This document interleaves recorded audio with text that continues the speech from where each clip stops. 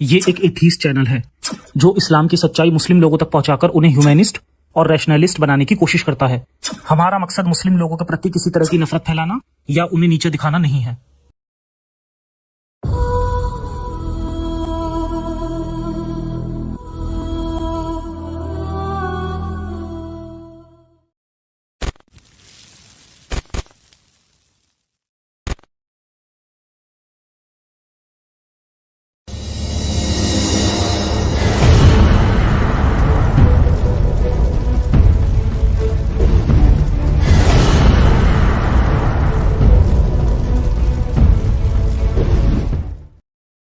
सीरत रसूलुल्लाह में दिया को सफिया के बदले 2 गुलाम लौंडी दी गईं, लेकिन सही मुस्लिम की हदीस के हिसाब से उसको 7 गुलाम मिले।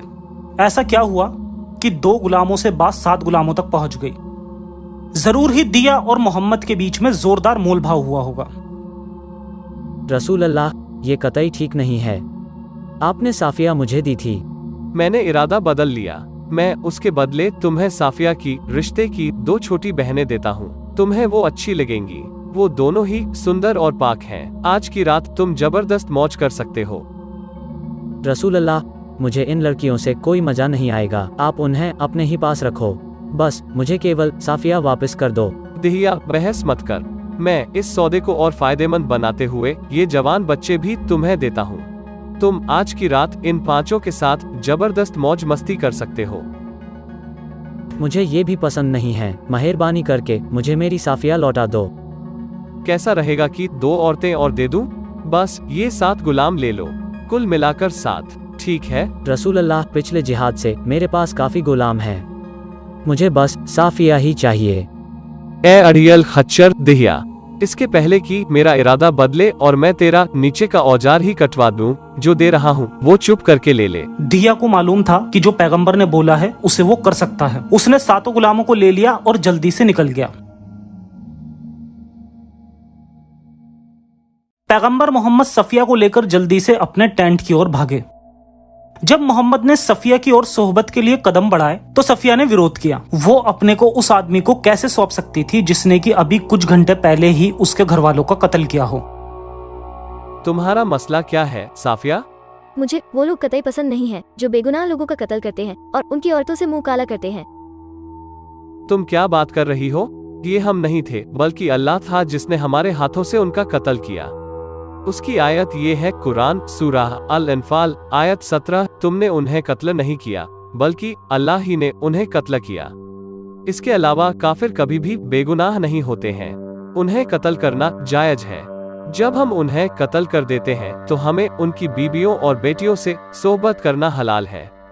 ये कुरान सूरह अन-निसा आयत 3 और 24, सूरह अल-मोमिनून आयत 6, सूरह अल-अहजाब आयत 50, सूरह अल-मारिज आयत 30 के मुताबिक है। इसलिए बेवकूफ़ी बंद करो और मुझे सोहबत करने दो। मेरे पास बर्बाद करने के लिए वक्त नहीं है। तुम मुझे रोकोगी तो मैं तुम्हें वापस दिहिया को दे दूंगा और कोई दूसरी लड़की ले आऊंगा। सफिया ने महसूस किया कि विरोध करना बेकार है। उस समय पैगंबर मोहम्मद 59 साल के थे, जबकि सफिया केवल 17 साल की थी। कैसे भी मेरे साथ जोर जबरदस्ती तो होनी ही है। वो या तो मोहम्मद करे या फिर कोई दूसरा मुसलमान। कम से कम मोहम्मद के पास माल गनीमत के 20% हिस्से से गुलाम लौंडियों की लगातार मौजूदगी है और बहुत सी रिहायशी बीबियां हैं। मेरे साथ सोहबत की जबरदस्ती कम होगी। एक आम मुसलमान के हाथों मेरे साथ दिन रात जबरदस्ती की जाएगी और तब मुझे गुलामों के बाजार में सबसे ऊंची बोली लगाने वाले को बेच दिया जाएगा।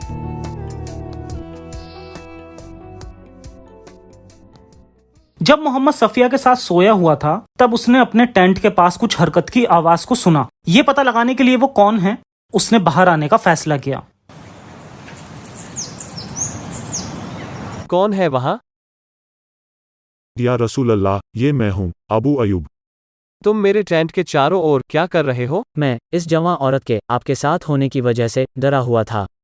आपने इसके बाप, इसके शौहर और बहुत से कई रिश्तेदारों का कत्ल कर दिया है और कुछ समय पहले तक यह काफिर थी। मैं इसकी वजह से आपके लिए वाकई खौफजदा था और आपकी रखवाली कर रहा था। ओह, बेहतर। ये history of al Tabari volume 39 page 185 से है। अबू हुरैरा ने फरमाया, जबकि पैगंबर सफिया के साथ सोया हुआ था अबू अय्यूब उसके दरवाजे पर पूरी रात पहरा देता रहा। जब उसने सुबह मोहम्मद को देखा तो उसने कहा, अल्लाहू अकबर। उसके हाथ में तलवार थी। उसने पैगंबर से फरमाया, ए खुदा के रसूल, इस औरत की शादी अभी अभी हुई थी और आपने उसके बाप, उसके भाई और उसके शोहर को कत्ल कर दिया। इसलिए मुझे इस पर भरोसा नहीं था कि कहीं आपको नुकसान न पहुंचा दे। पैगंबर हंसे और फरमाया, बहुत अच्छे। इस ईमानदारी भरी जानकारी से ये पता चलता है कि पैगंबर मोहम्मद और उसके पैरोकारों को दिन में लोगों को कत्ल करने और रात में उनकी औरतों और बच्चों के साथ बलात्कार करने में किसी तरह का कोई मसला नहीं था। ठीक है, हाँ, जब तक वे चीजें मेरे और मेरे खानदान के साथ नहीं होती तब भी उसे ता कयामत तक पूरी इंसानियत के लिए सबसे बेहतरीन नमूना होने का दावा किया जाता है। कुरान सूरह अल-अहज़ाब आयत 21। बेशक अल्लाह के रसूल में तुम्हारे लिए एक बेहतरीन नमूना है जो कि अल्लाह और कयामत में यकीन रखता हो और अल्लाह को अक्सर याद करता हो।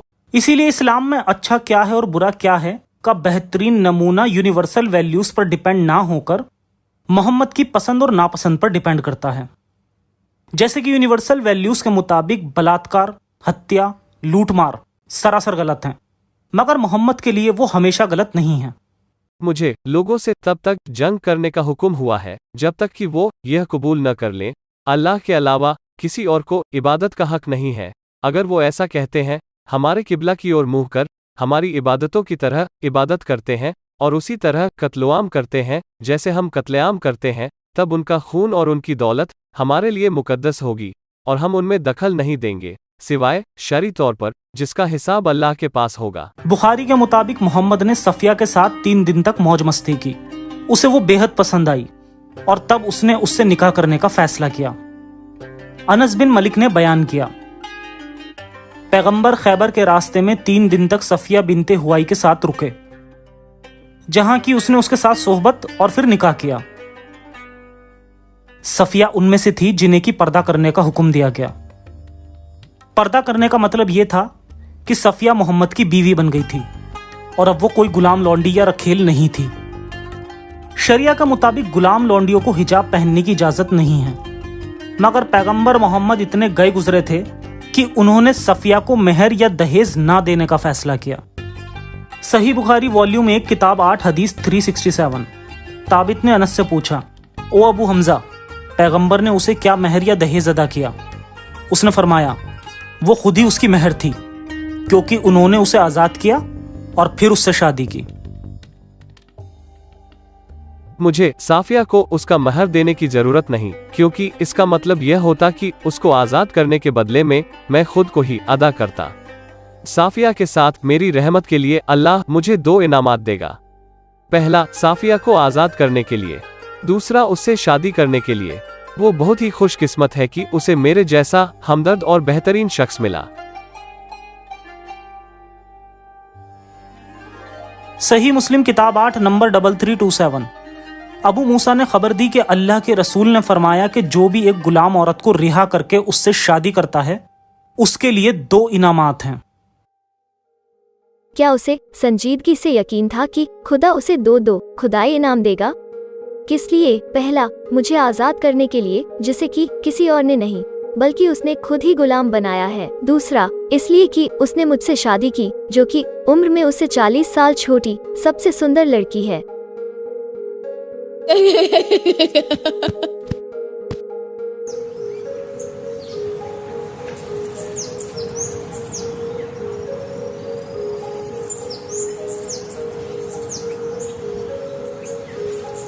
पैगंबर मोहम्मद का इरादा खैबर के यहूदियों को अपनी ताकत के बलबूते देश से निकाला देने का था, लेकिन यहूदियों ने बातचीत करके मोहम्मद को इस बात पर राजी कर लिया कि वो उस जमीन पर खेती करेंगे और इसकी कमाई का आधा हिस्सा पैगंबर को भी देंगे। खैबर के लोगों ने अपनी जमीन का मालिकाना हक खो दिया। अब उन्हें उसी जमीन पर रहने के लिए मुझे जजिया अदा करना होगा, जो कि अब मेरे कब्जे में है। शरिया कानून के तहत जजिया गैर मुस्लिमों की तरफ से दिया जाने वाला पैसा है ताकि वे मुस्लिम इलाकों में अपने मजहब का पालन कर सकें। अगर पैसा अदा नहीं किया जाता है तो लोगों को कत्ल कर दिया जाएगा या गुलाम बना लिया जाएगा। इस्लाम में काफिरों को मुफ्त में बर्दाश्त नहीं किया जाता। समझे क्या? सालों तक जजिया अदा करने के बाद आखिरकार खैबर के यहूदियों को उमर द्वारा भगा दिया गया जब वो दूसरा खलीफा बना। इस कहानी का अहमद वॉल्यूम 6 पेज 337 में मोहम्मद फतेह ने हवाला दिया है। एक बार पैगंबर मोहम्मद हज के लिए गए। वो अपनी बीवियों में से 2 बीवियों ज़ैनब बिनते जैश और सफिया बिनते हुआई को भी साथ ले गए। रास्ते में मेरे ऊंट ने घुटने टेक दिए, क्योंकि सभी ऊँटों में वो सबसे कमजोर ऊँट था। इस वजह से मैं रोने लगी। पैगंबर मेरे पास आए। ओह साफिया, प्लीज मत रो, मैं जैनब से मदद के लिए बात करता हूँ। पैगंबर ज़ैनब से मिलने गए। साफिया का ऊँट बीमार हो गया है, क्या तुम अपना एक ऊँट उसे दे सकती हो? क्या? कतई नहीं, मैं ऐसी यहूदी औरत को कभी कुछ नहीं दूंगी। पैगंबर उससे गुस्सा हो गए और उन्होंने उससे 2 महीने तक कोई बात नहीं की। मत रो साफिया, मैं तुम्हें दूसरा ऊँट देता हूँ। पैगंबर मेरे पास आए और उन्होंने अपने हाथों और कपड़ों से मेरे आंसू पोंछे। वो जितना ज्यादा मुझे न रोने के लिए कहते थे, मुझे और ज्यादा रोना आता था। सफिया को बंदी बना लिया गया था और उसे उन्हीं लोगों के बीच रहना पड़ा जिन्होंने उसके सगे रिश्तेदारों का कत्ल किया था। उसके बाद जहाँ ना कोई जाने के लिए बचा था और ना ही ढांढस बंधाने के लिए। वो अपने आसपास के सभी लोगों द्वारा नापसंद की जाती थी। सिर्फ एक ही इंसान जिसने उस पर तरस खाया, वो वही था जिसने उसके बाप और भाई का कत्ल किया।